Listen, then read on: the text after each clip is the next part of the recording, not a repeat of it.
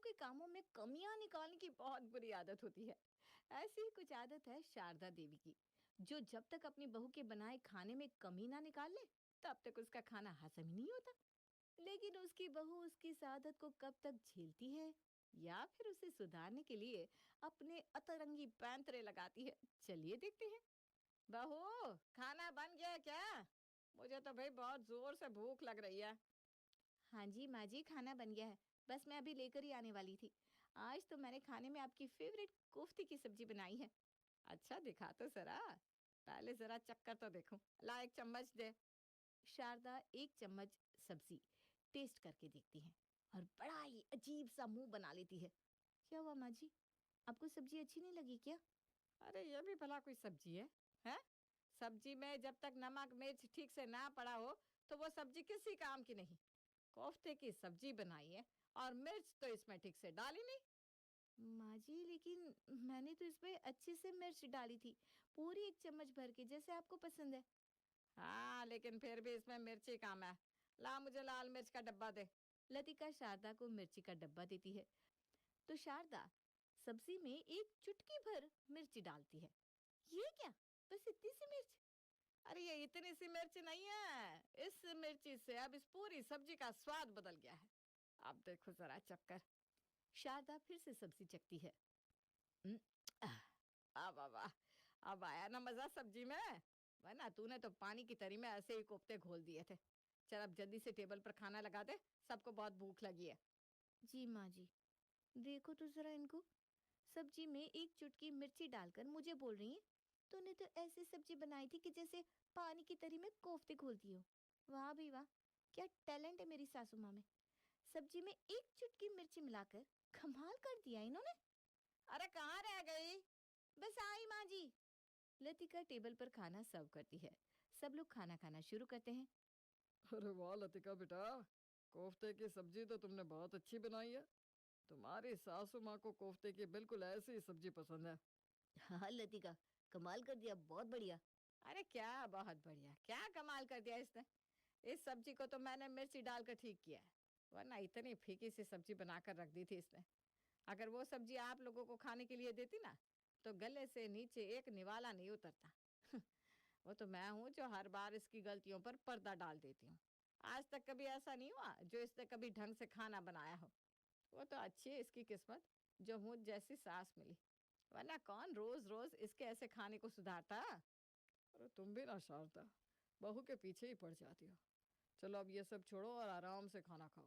नरेश के कहने के बाद शारदा चुपचाप खाना खा लेती है। लेकिन शारदा की बातों से लतिका का मूड बहुत ज्यादा खराब हो जाता है और वो रात का खाना भी नहीं खाती। लतिका, क्या हुआ तुम्हें? इस तरह मुंह फुला कर क्यों बैठी हो? और आज तो तुमने खाना भी नहीं खाया। क्या हुआ? तबीयत ठीक नहीं है, या फिर किसी बात से मैडम का मूड खराब है? बताओ मुझे। आपको कुछ बताने की मुझे जरूरत है क्या? आप सब जानते तो हो, मैं हर रोज इतनी मेहनत से सबके लिए खाना बनाती हूँ, और मम्मी जी हर रोज उस खाने में छोटी छोटी कमियां निकाल कर सबके सामने मुझे चार बातें सुनाती हैं। उनके लिए मैं चाहे कितना भी अच्छा खाना बना लूं, लेकिन वो हमेशा मेरे साथ ऐसा ही करती हैं। अरे लतिका, ऐसा नहीं है। मम्मी बस इसलिए ऐसा करती है कि तुम्हारे बनाए खाने में दूसरा कमी ना निकाल पाए।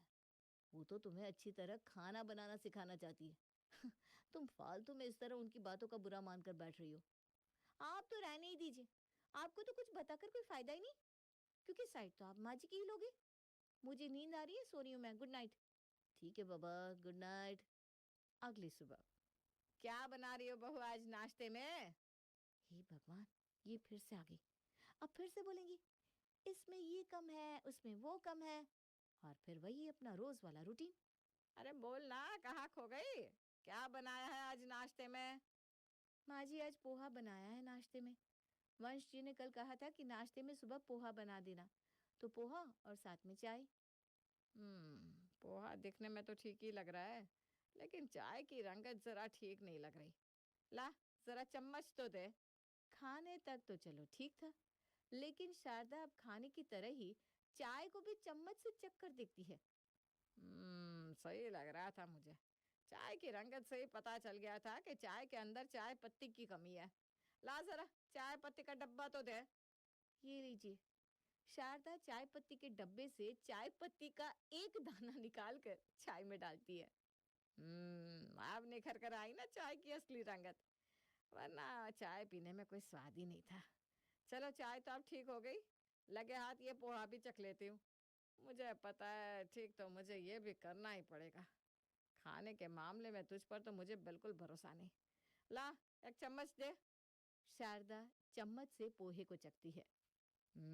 लगा ही था मुझे, इसमें भी नमक कम है। खाना ना तो कभी ठीक से नहीं बनाती, कभी नमक कम तो कभी मिर्ची कम।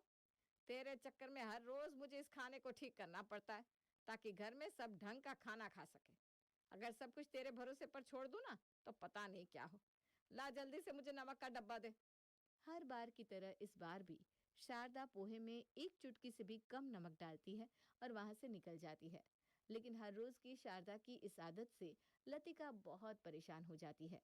ये तो हद ही हो गई यार। हर रोज सुबह शाम इतनी मेहनत से सबके लिए इतना अच्छा अच्छा खाना बना, और ये है कि हर रोज खाने में फालतू की कमियां निकाल कर मुझे 10 बातें सुना देती है, अकेले में भी और सबके सामने अलग। लेकिन अब बहुत हो गया, अब तो मुझे इनका कुछ करना ही पड़ेगा। सोच लतिका सोच, ऐसा आइडिया सोच कि मम्मी जी चाह कर भी कभी तेरे खाने में कमी निकाल ही ना पाए। अब देखो माँ जी आपके साथ क्या होता है। लतिका ने अपने मन में अपनी सास के खिलाफ एक प्लान सोच तो लिया, लेकिन क्या वो अपने प्लान में कामयाब हो पाती है, या उसकी सास फिर से उसके ऊपर भारी पड़ जाती है। चलिए देखते हैं। शाम के समय। अरे बहू, क्या बात है? आज तो रसोई से कोई खुशबू ही नहीं आ रही। हर रोज तो कम से कम जैसा भी खाना बनाती थी, उसमें से कोई महक तो आती थी। आज तूने ऐसा क्या बना दिया जिसमें से कोई सुगंध ही नहीं आ रही? माँ जी, आप भी ना बड़ी भोली हो। खाना बनेगा तो उसमें से महक तो आएगी ही, लेकिन अगर महक नहीं आ रही तो इसका मतलब ये कि मैंने खाना बनाया नहीं है। खाना नहीं बनाया? क्यों? आज हम लोगों को कहीं से न्योता आया है क्या? नहीं माँ जी, हमें कहीं से न्योता नहीं आया। लेकिन वो क्या है ना, मैं हर रोज जो खाना बनाती हूँ उसे टेस्ट करके आपका मूड कितना खराब हो जाता है। हर रोज आपको मेरे खाने को इतनी मेहनत से ठीक करना पड़ता है, इसलिए मैंने सोचा क्यों ना मैं आपसे खाना बनाना सीख लूं। इसके बाद फिर मुझसे खाना बनाने में कोई गलती ही नहीं होगी। क्या मतलब? मतलब ये मम्मी जी कि अब जब तक मुझे बिल्कुल आपकी तरह अच्छा खाना बनाना नहीं आ जाएगा, तब तक मैं हर रोज आपसे ही खाना बनाना सीखूंगी। अच्छा बताइए, आज आप क्या बनाओगी? मतलब क्या सिखाओगी, मैं वही लेकर आती हूँ। हे भगवान, ये कहाँ मेरे पीछे पड़ गई। अब इसके चक्कर में मुझे रात का खाना बनाना पड़ेगा। एक काम करती हूँ, दाल चावल बना देती हूँ, बनाने में भी आसान, जल्दी से बन जाएंगे। अरे माँ जी, आप मन मन में क्या सोचने लग गई? बताइए ना आप क्या बनाएंगी? बहू तू एक काम कर, दाल और चावल भिगो दे। आज मैं तुझे दाल चावल बनाना सिखाऊंगी। नहीं नहीं नहीं माँ जी, दाल चावल नहीं। दाल चावल तो मैंने अभी कल ही बनाए थे ना। आज फिर से सब लोग दाल चावल खाएंगे तो बोर हो जाएंगे। एक काम करती हूँ, घर पर ना पनीर रखा है और उबले हुए आलू भी रखे हैं, तो आप आज मुझे मलाई कोफ्ता बनाना सिखा दो। मलाई कोफ्ता घर में सबको बहुत पसंद है। अगर सबको आपके हाथ का मलाई कोफ्ता खाने को मिलेगा तो सब और ज्यादा खुश हो जाएंगे ना। मैं अभी सारा सामान लेकर आती हूँ। लतिका अपनी सास से इतनी जल्दबाजी में सब कुछ कहती है कि उसकी सास को उसे जवाब देने का भी मौका नहीं मिल पाता, और लतिका अपनी सास के सामने मलाई कोफ्ता बनाने का सारा सामान लाकर रख देती है। मम्मी जी, आप ना मुझे बिल्कुल शुरू से एंड तक हर एक चीज बिल्कुल बारीकी से बताना। जब आप अपने हाथों से मलाई कोफ्ता बनाओगी ना, तो मैं आपको बिल्कुल ध्यान से देखूंगी, ताकि अगली बार जब मैं मलाई कोफ्ता बनाऊं तो मुझसे कोई गलती ना हो। अ, अच्छा ठीक है, चल सिखाती हूँ। बेचारी शारदा पूरा 1 घंटा लगाकर मलाई कोफ्ते की सब्जी बनाकर तैयार करती है। ले बहू, अब तो बन गई सब्जी, जाने दे मुझे। अरे अभी कहाँ मम्मी जी, अभी तो कुछ मीठा बनाई नहीं। आज मैंने मूंग की दाल का हलवा बनाने के लिए मूंग की दाल भिगो कर रखी थी। और आपको याद है ना, जब पिछली बार मैंने मूंग की दाल का हलवा बनाया था तो आपको वो बिल्कुल पसंद नहीं आया था। तो आज आप मुझे लगे हाथ मूंग की दाल का हलवा बनाना भी सिखा दीजिए। हे भगवान, ये सब्जी क्या कम थी? अब इसने मुझे मूंग की दाल का हलवा बनाने के लिए भी कह दिया। ये मैं कहाँ फंस गई? अच्छा भला बाहर बैठी थी, इससे तो अच्छा होता कि मैं बाहर ही बैठी रहती। खामखाई मैंने यहाँ आकर अपने सर आफत मोल ले ली। अरे माँ जी, आप बार-बार अपने मन में क्या सोचने लग जाती हो? मुझे मूँग की दाल का हलवा बनाना सिखाओ ना। वैसे भी खाने का टाइम हो रहा है। हमें जल्दी-जल्दी खाना बनाना होगा। वंश जी भी ऑफिस से आते होंगे। हाँ, हाँ, बना रही हूँ, बना रही हूँ। जा, जल्दी से इस मूँग की दाल को मिक्सी में पीस कर लेकर आ। नहीं, नहीं मम्मी जी, इस मूँग की दाल को तो आप ही मिक्सी में पीसो। अब मुझे तो पता ही नहीं ना, इस दाल को कितना बारीक और कितना दरदरा पीसना है। अगर गलती से भी मुझसे कोई गलती हो गई, तो पूरे हलवे का मज़ा किरकिरा हो जाएगा ना। और मैं नहीं चाहती कि आप इतनी मेहनत से हलवा बनाओ और मेरी छोटी-सी गलती की वजह से आपकी पूरी मेहनत पर पानी फिर जाए। अच्छा, ठीक है। ला मैं ही पीस कर लाती हूँ इस दाल को। तब तक तू हलवे में डालने के लिए काजू बादाम काट कर रख दे। मम्मी जी, मैंने अभी बोला ना कि मेरी छोटी-छोटी गलती की वजह से आपकी मेहनत बर्बाद ना हो जाए। मुझे अच्छी तरह पता है, आप हर काम बहुत ही नाप-तोल कर करती हो। अगर गलती से मैंने काजू बादाम को थोड़ा बारीक या थोड़ा मोटा काट दिया तो हलवे का पूरा स्वाद खराब नहीं हो जाएगा? जब मैं इतने दिनों से खाना बना रही हूँ, तब भी मुझे अच्छा खाना बनाना नहीं आया। तो आज जब आप मुझे खाना बनाना सिखा रही हो, तो मैं उस खाने में अपना हाथ लगाकर उस खाने को हरगिज़ बर्बाद नहीं करना चाहती। हे भगवान! ये इसे क्या हो गया है आज? इतनी देर से मुझ पर बाउंसर फेंके जा रही है। अच्छा ठीक है, तू कुछ मत कर। तू बस चुपचाप खड़ी रह और मेरी एक बात सुन। मैं सिर्फ एक ही बार तुझे ये सब बनाना सिखाऊंगी। उसके बाद ये सब तुझे खुद ही बनाना पड़ेगा। हाँ, हाँ, बिल्कुल माँ जी। अब मैं बार-बार आपसे खाना बनवाने की मेहनत थोड़ी ना करवाऊँगी। शारदा अब फिर से पूरा 1 घंटा लगाकर मूँग की दाल का हलवा बनाकर तैयार करती है।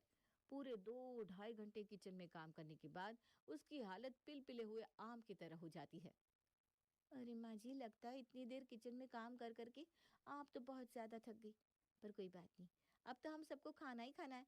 हर रोज़ तो मैं डाइनिंग टेबल पर खाना सर्व करती हूँ, लेकिन आज आपने खाना बनाया है, तो आज आप ही सबको डाइनिंग टेबल पर खाना सर्व कीजिए।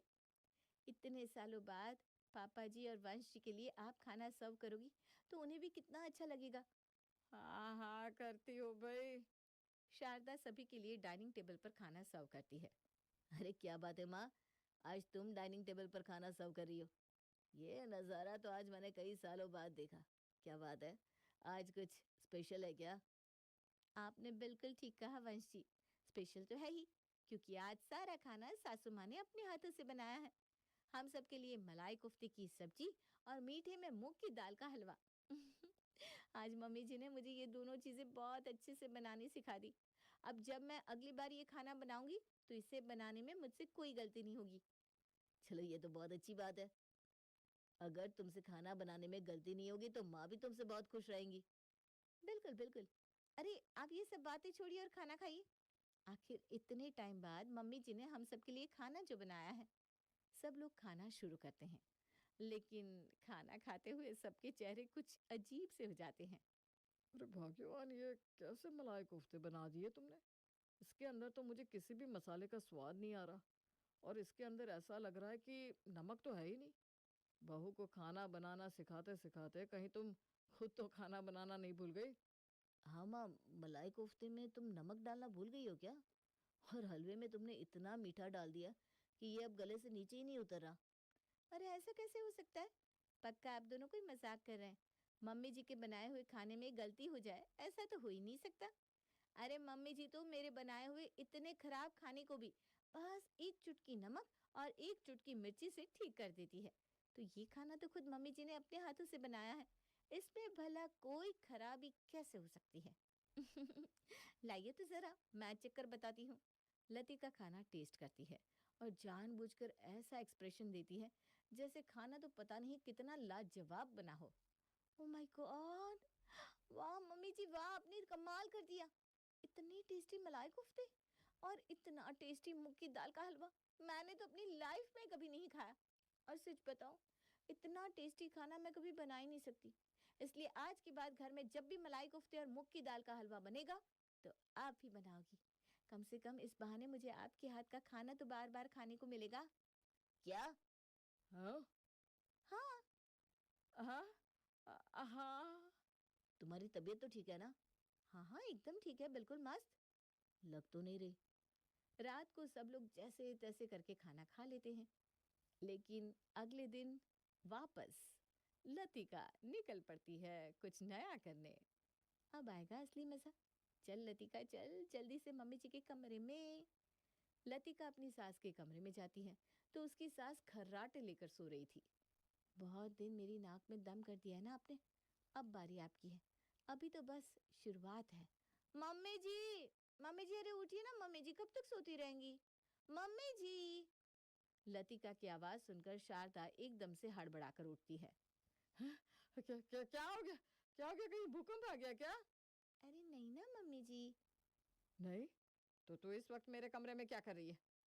तू फिर से यहाँ मुझसे खाना बनवाने आई है क्या? अरे मम्मी जी, आप भी ना कितनी समझदार हो। वंश जी ने कल मुझे कहा था कि कल तुम मुझे टिफिन में छोले भटूरे बना देना। अब छोले भटूरे तो मुझे कैसे बनाने आते हैं ये आप जानती हो। पिछली बार जब बनाए थे तो आपको बिल्कुल भी अच्छे नहीं लगे थे। तो आज मैंने सोचा छोले भटूरे बनाना भी आज मैं आपसे ही सीखती हूँ। चलिए जल्दी से मेरे साथ किचन में चलिए वरना बनाने में देर हो जाएगी। क्या? हाँ चलिए ना, अगर आप बोलो तो गैस सिलेंडर यहाँ ले आऊं? अरे नहीं ना, आती हूँ मैं।